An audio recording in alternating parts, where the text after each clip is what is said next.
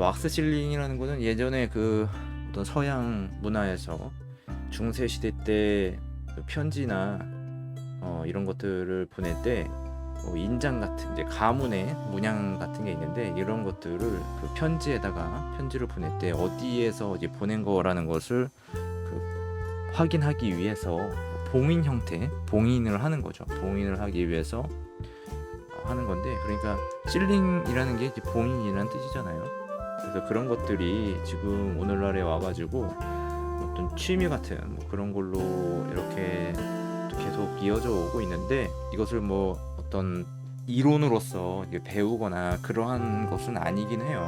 뭐 해볼 수는 있겠다, 뭐 그런 생각도 좀 해보긴 합니다. 그래서 나의 어떤 문양, 나의 브랜드의 로고 같은 거, 요즘에 로고 같은 거 많이 만드는데 나의 로고를 디자인해가지고 문양으로 이렇게 실링으로 만들어서 왁스 실링이라고 하는 거죠. 왁스 실링을 만들어서 활용을 해봐도 뭐 좋겠다 이런 생각이 들기는 하지만 그렇게 이제 사용할 수 있는 곳이 그렇게 많지는 않은 것 같아요. 그래서 이거를 이제 판매하고 하는 데가 있긴 있는데 모르겠습니다. 이게 그냥 뭐 취미 생활로 하는 거지 이게 뭐 배우거나 뭐 스터디 정도는 아닌 것 같습니다. 아무튼 이 여기에 이제 모임이라고 볼 수가 있겠죠. 여기에 가가지고 이제 앞에 이제 같이 오신 분이 변호사 자격증을 땄다고 그렇게 얘기를 하시더라고요. 근데 모르겠어요. 어떻게 이제 본인이 가고자 하면 어디를 갈 수 있을지도 모르겠지만 지금 이제 할 일이 없어서 변호사 자격증은 땄지만 할 일이 없어서 쉬고 있다. 그래서 멀리서 뭐 제가 봤을 때는 멀리죠. 여기 뭐 낙성대인데 저 같은 경우에는 자전거를 타고 갈 정도로 뭐 그렇게 멀지 않은 그런 거리거든요.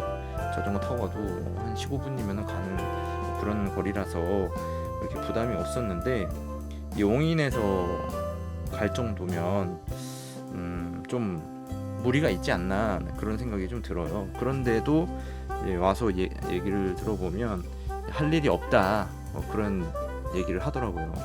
그러니까 이게 뭐 반드시 취업할 자리가 없어서라기보다는 뭐 본인이 이제 어떤 것을 할까라는 그런 고민하는 시간, 뭐 그런 시간을 갖고 있기 때문에 뭐 할 일이 없다 이렇게 얘기를 하는 것 같은 그런 느낌도 있지만은, 근데 보통 일반적으로 봤을 때 조연사 자격이 생기면 바로 뭐 하지 않을까요? 저는 일반적인 생각으로서는 그렇게 할 것 같은데 뭐 그러지 않고 있다는 것이 좀 의아하긴 했습니다. 근데 이것이 그 현실이에요. 어찌 보면 현실입니다.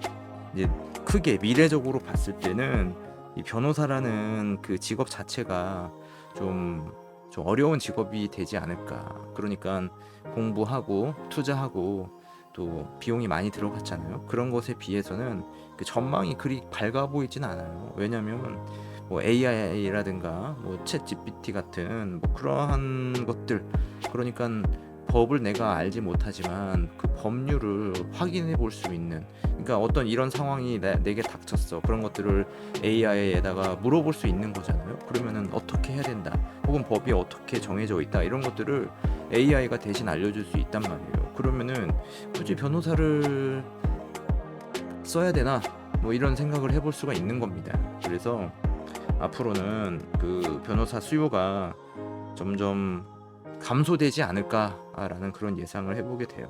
반면에 변호사의 이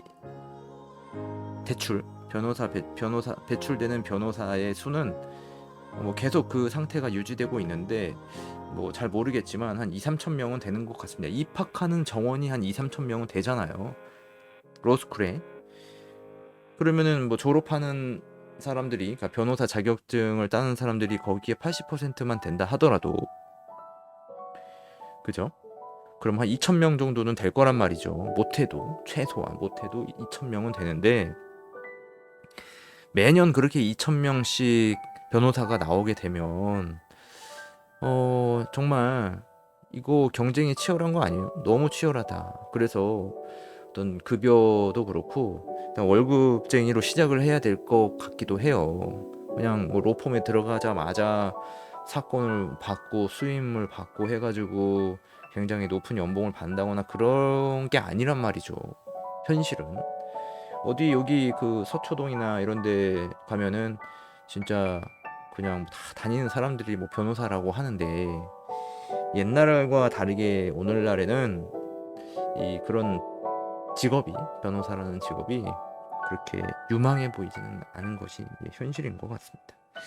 그래서 이제 저는 나중에 내가 어떤 법인을 하려고 하고 있는데 그 법인을 할 때 나름대로 이제 뭐 정관이라든지 또는 주식회사 설립에 관해서 이 변호사의 자문을 구해야 되지 않을까 뭐 그런 생각을 좀 해보게 돼요. 그래서 그래서 이제 변호사의 어떤 확보 차원에서 이게 물어봐도 뭐 자신을 좀 어필하거나 그래야 함에도 불구하고 그런 것을 잘 안 한단 말이에요.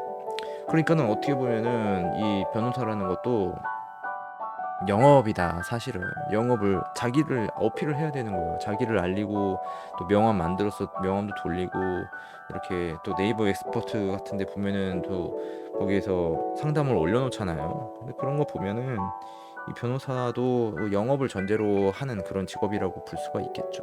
그래서 그 영업을 하지 않는 직업이 별로 없는 것 같기도 하고 뭐 그렇습니다. 그래서 우리가 지금 뭐 살아감에 있어가지고 변호사를 뭐 선망하는 그런 의식이 있기는 하지만 그렇다고 그 겉으로 보여지는 것에 뭐 일치하지는 않는 것 같다 그런 생각을 해볼 수가 있어요. 이분이 24살에 변호사 자격증을 땄다고 하는데 이렇게 24살의 어린 나이에 변호사 자격증을 따는 것에서 분명한 거는 알 수가 있어요. 자신의 능력만으로는 그것을 해내기는 좀 어려웠을 것이다 이렇게 볼 수가 있거든요. 그런데 이 변호사라는 직업을 보면 참 어려운 것 같아요. 공부도 많이 해야 되고 공부량도 많고 그런데 또 업무는 고민해야 되고 생각해봐야 될 일들은 굉장히 좀 불합리한 일들, 굉장히 복잡하고 어려운 일들을 다루는 그런 일이란 말이죠. 때로는 뭐 범죄 같은 거를 다룰 수도 있게 되니까 참 이 범죄자와도 만남이 이루어져야 되고 굉장히 억울하거나 뭐 그런 것들 그런 게 있는 것 같아요. 그래서 그 원칙주의자인 나의 입장에서는 어떤 그 변호사라는 이 직업이 사실은 어떤 이것은 법의 원칙을 기준으로 하는 게 아니라 자신에게 유리하도록 그 법을 이용하려고 하는 그런 성향이 있기 때문에 원칙적이지 않은 부분에서의 그 합리적인 타협이 있을 것이다 그렇게 볼 수가 있거든요. 그래서 좀 어려운 것 같습니다. 성격상 또 안 맞을 수도 있어요. 그래서 내가 잠재적인 고객이 될 수 있다는 것을 알아차리지 못하는 것은 이 변호사가 될 수 있는 것 치고는 머리가 그렇게 좋다라고 이야기하기는 조금 어려울 것 같습니다. 그러니까 결국에 어떤 일이든지 그 내부에서는 잘하는 사람도 있고 못하는 사람도 있는 것이라 당연한 것일 수도 있을 겁니다.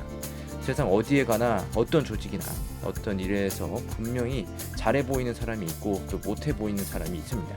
어떤 직업을 갖는 것이 중요한 것이 아니라 내게 주어진 환경에서 내가 얼마나 잘 해낼 수 있는지가 중요한 것이죠. 그래서 그 높은 곳보다 때로는 별로인 것이 더 좋을 때가 있습니다. 나의 능력은 100%이지만 80%만 써도 되는 곳에 있다면 나는 분명 잘하게 될 것입니다. 반대로 120%를 원하는 곳에 있다면 나는 뒤처지고 못하는 사람이 되는 것이겠죠. 여러분은 어떤 곳에 있겠습니까?